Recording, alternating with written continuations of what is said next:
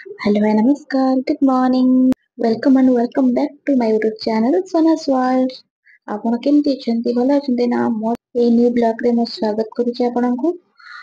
ତ ସକାଳୁ ସକାଳୁ ଉଠିକି ମୋର ଫାଷ୍ଟ ଆରମ୍ଭ ହେଇଗଲା ମୋ ନିତ୍ୟକର୍ମ ମାନେ ମୋର ରୋଷେଇ। କାହିଁକି ନା ମୋ ରୋଷେଇଟା ଆମର ଜଲ୍ଦି ଜଲ୍ଦି ସାରିଲେ ମୁଁ କାହିଁକିନା ମୋ ପୂଜାପୂଜି କରିବାର ଅଛି। ଫାଷ୍ଟ ମୁଁ ପାଦୁକ ପାଇଦେଲି, ପାଦୁକ ପାଇକି ଆସି ଟିକେ ପାଣି ପିଇଲି। ପାଣି ପିଇ ସାରିଲା ପରେ ତାପରେ ମୋର ଏତେ ଜୋରସେ ଖରା ପଡୁଛି ଯେ ମୋ ଦେହ ହାତ କଣ ହେଇଯାଉଛି, ଏତେ ଜୋରସେ ଖରା ଆସୁଛି ବାହାରୁ। ତ ତାପରେ ଚା ଟିକେ ଆଣିକି ଆସିଲି। ତାପରେ ବାପା ସେପଟରେ ବସିକି କାଟୁଛନ୍ତି ପରିବା, କାହିଁକି ନା ଆଜି ଜଲ୍ଦି ଜଲ୍ଦି ଟିକେ ରୋଷେଇ ସାରିବାର ଅଛି, ଯେହେତୁ ନନା ଯିବେ ଅଫିସ।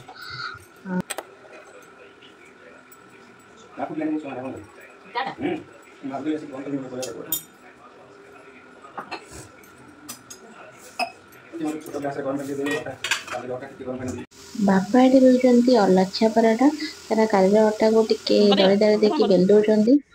ତାପରେ ଏପଟରେ ଆମର ପରିବା ଆସିଯାଇଛି ସକାଳୁ ସକାଳୁ। ବସିକି ମୁଁ ଟିକେ ଚା କୁ ଏନ୍ଜୟ କଲି। ତାପରେ କଣ କରିବା, ମତେ ଦିନରୁ ସକାଳ ଆରମ୍ଭରେ ଚା ହିଁ ଦରକାର। ତାପରେ ମୋର ଷ୍ଟାର୍ଟ ହେଇଗଲାନି କାମ। ପୋଟଳ ମୋର ଭଜା ଚାଲିଛି, ଏପଟେ ଟମାଟୋ ଆଉ ଅଦାକୁ ମୁଁ ଗ୍ରାଇଣ୍ଡ କରିଦେବି। ତାପରେ ପିଓର ଭେଜ। ତାପରେ ମୁଁ ରୋଷେଇ ସାରିକି ଆସିଗଲି ଟିକେ ମନ୍ଦିର। ହନୁମାନଙ୍କୁ ଦର୍ଶନ କରିବାକୁ ଖୁବ୍ ସାରା ଆଶୀର୍ବାଦ ନେଇକି ଆମେ ଘରକୁ ଫେରିଲୁ ଶାଶୁ ବୋହୂ। ତାପରେ ମୋ ଚାଲିଲା ମୋ ପୂଜା।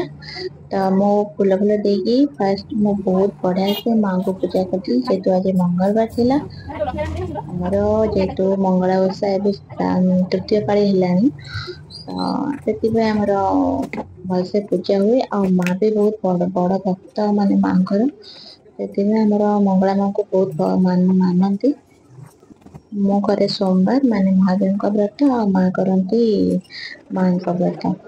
କିଛି ହଉ ନ ହଉ, ଯଦି ସକାଳର ପୂଜା ଟା ବଢିଆ ଶାନ୍ତିରେ ହେଇଗଲା ତ ଦିନ ଟା ବହୁତ ବଢିଆ ସେ ମୋର କଟିଯାଏ। ଜଣା ବି ପଡେନି। ତାପରେ ମୁଁ ଖାଇଲି ଟିକେ ପୁରୀ ଭୋଗ, ଯେହେତୁ ନନା ଯାଇଥିଲେ ପୁରୀକୁ। ପୁରୀ ଭୋଗ ନେଇକି ଆସିଥିଲେ, ତାକୁ ମୁଁ ଟିକେ ଖାଇଦେଲି। ଖାଇସାରିଲା ପରେ ମୁଁ ଚାଲିଲି ପୁଣି ଟିକେ ଚା ପିଇବା ପାଇଁ। କାହିଁକି ନା ଚା ମୁଁ 2-3 ଥର ଦିନକୁ ନହେଲେ ହବନି। ତାପରେ ମୁଁ ଖାଇଲି ଏବେ ପୋଟଳ ତରକାରୀକୁ ରୁଟି, ତା ସହିତ ଟିକେ ଭୋଗ।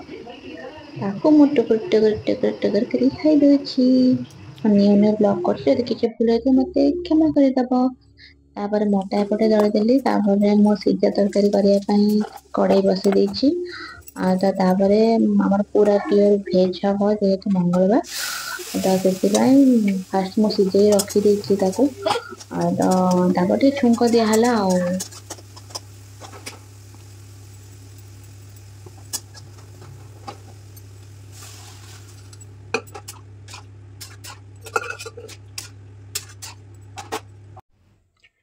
ତରକାରୀ ହେଇଗଲା ମୋର ରେଡି।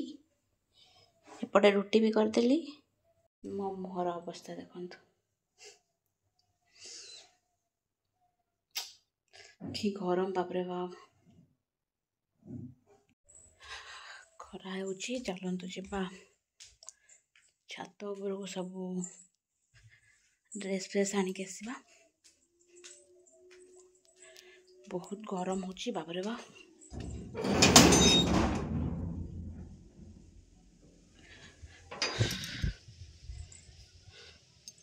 ଯାଇଛି ସବୁ ନେଇଯିବା।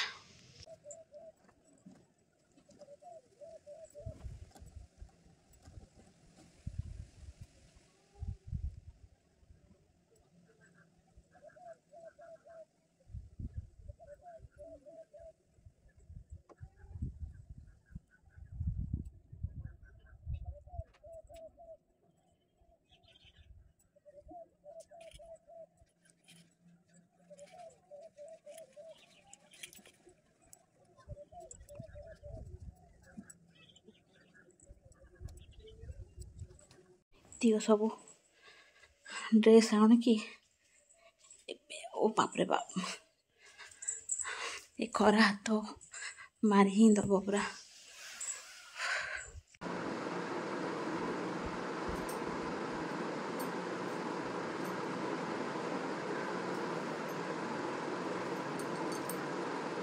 ଭାଙ୍ଗିଦେଲେ ଗୋଟେ କାମ ଯିବ। ତାପରେ ସବୁ ଶାଢ଼ୀକୁ ମୁଁ ଭାଙ୍ଗିଲି, ମୋତେ ହିଁ ତ କରିବାକୁ ପଡ଼ିବ, ତ ଲେଟ୍ କଲେ କ'ଣ ହେବ।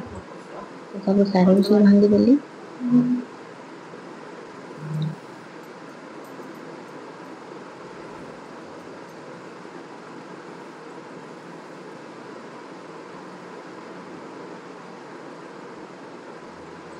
ତାପରେ ଆସିଲି ମୁଁ ଗ୍ୟାସ୍ ପୋଛାପୋଛି କରିବା ପାଇଁ। ଆମେ ସବୁଦିନ ଖାଇଲା ପରେ ଗ୍ୟାସ୍ ପୋଛାଯାଏ, କାହିଁକିନା ସନ୍ଧ୍ୟା ଯେହେତୁ ଦିଆଯାଏ ରୋଷେଇ ଘରେ, ସେଥିପାଇଁ ଗ୍ୟାସ୍ ସବୁଦିନ ପୋଛାଯାଏ।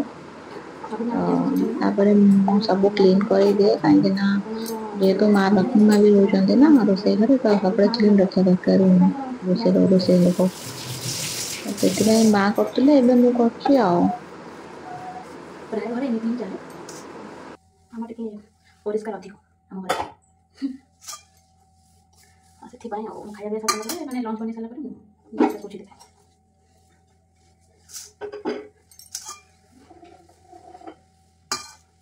ଆପଣ ଆମ ଚ୍ୟାନେଲକୁ ସବସ୍କ୍ରାଇବ୍ କ'ଣ ପାଇଁ କରୁନାହାନ୍ତି? ଯାଆନ୍ତୁ ସବସ୍କ୍ରାଇବ୍ କରିବେ।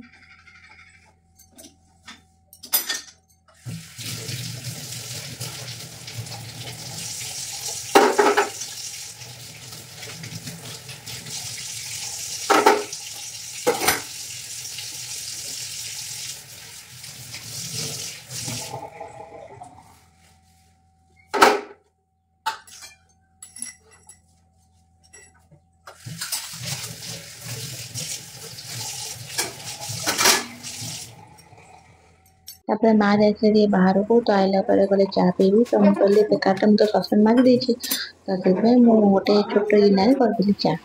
ତ ତାପରେ ମୁଁ ଖାଇଲି ଏବେ ରୁଟିକୁ ସନ୍ତୁଳା। ମୋତେ ଇଚ୍ଛା ନଥିଲା, ମୋତେ ଗୋଟେ ମିଠା ଇଚ୍ଛା ଥିଲା, ଯେହେତୁ ମିଠା ନାହିଁ ଫ୍ରିଜରେ, ତ ସେଥିପାଇଁ ମୁଁ ଚକଟା କରି ମାନେ ଛେନା ଆଉ କଦଳୀକୁ ଚକଟିଲି, ତାକୁ ହିଁ ଖାଇଲି। ତ ଆପଣ ଅଜବ ଭାବୁଥିବେ, କିନ୍ତୁ ମୁଁ ଏମିତି ହିଁ ଖାଏ।